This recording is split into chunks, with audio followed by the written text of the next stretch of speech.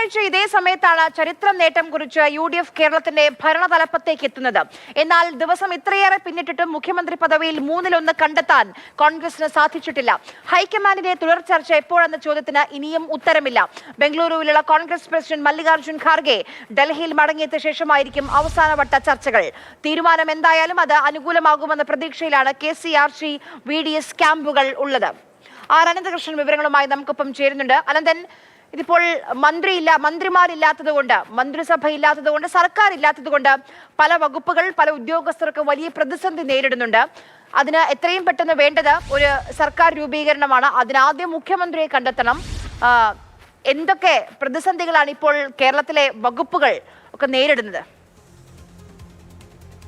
കഴിഞ്ഞ തിങ്കളാഴ്ച ഈ സമയം ആരെയൊക്കെ നമ്മുടെ ഭാഷയിൽ പറഞ്ഞാൽ തട്ടിൽ, അതായത് ഫ്ലോറിൽ കയറി നിന്നുകൊണ്ട് കേരളത്തോട് ആരാണ് ഇനി ഭരിക്കാൻ പോകുന്നത്, കേരളത്തിൽ ഇടത് ഭരണം അവസാനിച്ചിരിക്കുന്നു, UDFന് വമ്പിച്ച ഭൂരിപക്ഷം കിട്ടിയിരിക്കുന്നു, ചരിത്രപരമായ വിജയത്തിലേക്ക് UDF പോകുന്നു എന്നൊക്കെയുള്ള വാർത്ത പ്രേക്ഷകരിലേക്ക് എത്തിച്ച മണിക്കൂറുകളാണ് ഇപ്പോൾ കടന്നു പോകുന്നത്. ഇപ്പോഴും നമുക്ക് മുന്നിൽ ആരാണ് കേരള മുഖ്യമന്ത്രി എന്ന് ചോദിച്ചാൽ സ്വാഹ. നമുക്കറിയാം, നമുക്ക് തെരഞ്ഞെടുപ്പിന് മുൻപ് കാര്യങ്ങൾ കഴിഞ്ഞ കുറച്ച് കാലമായിട്ട്, അതായത് തെരഞ്ഞെടുപ്പിന്റെ സമീപ ദിവസങ്ങളിലൊക്കെ നമ്മളെടുത്ത് നാട്ടുകാർ ചോദിക്കുന്നത് ആരാവും ഇന്ന മണ്ഡലത്തിൽ സ്ഥാനാർത്ഥി എന്നാണ്. അത് ഒരു പക്ഷേ നമുക്ക് ആ സാധ്യത പറയാൻ പറ്റും. അത് കഴിഞ്ഞ് പോളിംഗും കഴിഞ്ഞപ്പോൾ ആര് വരും കേരളത്തിൽ ഭരിക്കാനെന്ന് പറയുമ്പോഴും ചോദിക്കുമ്പോഴും നമുക്ക് ഏകദേശം സാധ്യത പറയാൻ പറ്റും. ഇപ്പോൾ ആരാകും മുഖ്യമന്ത്രി എന്നാണ് നാട്ടുകാർ ചോദിക്കുന്നത്. നമുക്കൊന്നും പറയാൻ പറ്റുന്നില്ല. 3 പേരുകൾ, ആ 3 പേരുകാർക്കും അറിയില്ല ആരാകും തങ്ങളിൽ മുഖ്യമന്ത്രി എന്നുള്ളത്. KC വേണുഗോപാലും രമേശ് ചെന്നിത്തലയും VD സതീശനും കട്ടയ്ക്ക് നിൽക്കുകയാണ്. അതിൽ ആരാണ് കേരള മുഖ്യമന്ത്രി ആകണം എന്നുള്ള കാര്യത്തിൽ ഇതുവരെയും ഹൈക്കമാൻഡ് ഒരു തീരുമാനം എടുത്തിട്ടില്ല. ഹൈക്കമാൻഡിന്റെ കോർട്ടിലാണ് പന്ത്. കഴിഞ്ഞ ദിവസം ഈ 3 നേതാക്കളും ഡൽഹിയിലെത്തി നേതാക്കളെ കണ്ടു, അവരുടെ കാര്യങ്ങൾ പറഞ്ഞു. ഞാനാണ് കേമൻ എന്നുള്ള കാര്യം അവർ ആശയവിനിമയം നടത്തി ഹൈക്കമാൻഡുമായി എന്നുള്ളതാണ് നമുക്ക് അറിയാൻ കഴിഞ്ഞത്. അതിനുശേഷം 2 നേതാക്കൾ കേരളത്തിലേക്ക് മടങ്ങി.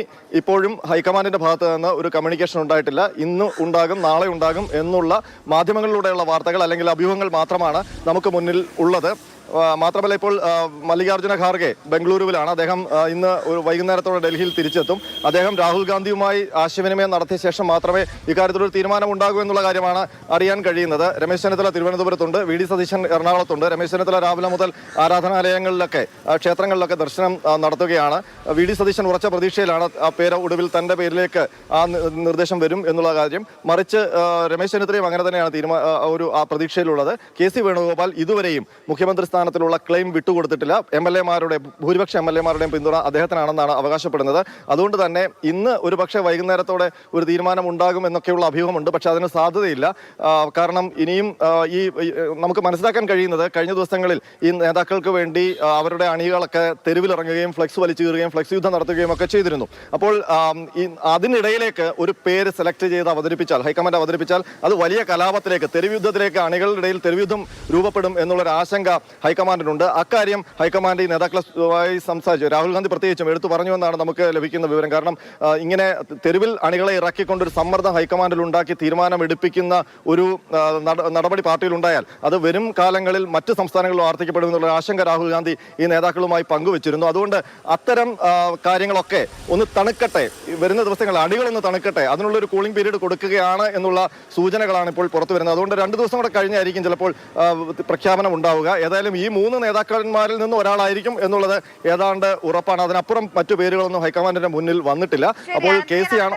മടങ്ങി വരാം. CS ഹരികൃഷ്ണൻ കൂടി നമുക്കൊപ്പം ചേരുന്നുണ്ട്. ഹരി കുറച്ചു കാലമായി കേരളത്തിലെ കോൺഗ്രസ് ബീറ്റ് കൈകാര്യം ചെയ്യുന്ന ഒരു റിപ്പോർട്ടറാണ്. നോക്കൂ, ഇത് തമിഴ്നാട്, കേരളം മെയ് 4-ാം തീയതി അനന്തൻ പറഞ്ഞതുപോലെ കഴിഞ്ഞ തിങ്കളാഴ്ച തെരഞ്ഞെടുപ്പ് ഫലം വന്നു. തമിഴ്നാട്ടിൽ TVK ഏറ്റവും വലിയ ഒറ്റകക്ഷിയായി. പക്ഷേ കേവല ഭൂരിപക്ഷത്തിനുള്ള കണക്കുകൾ ഉണ്ടായിരുന്നില്ല, നമ്പർ ഉണ്ടായിരുന്നില്ല.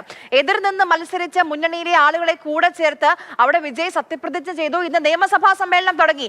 കേരളത്തിലെ സർക്കാർ എപ്പോൾ വരും?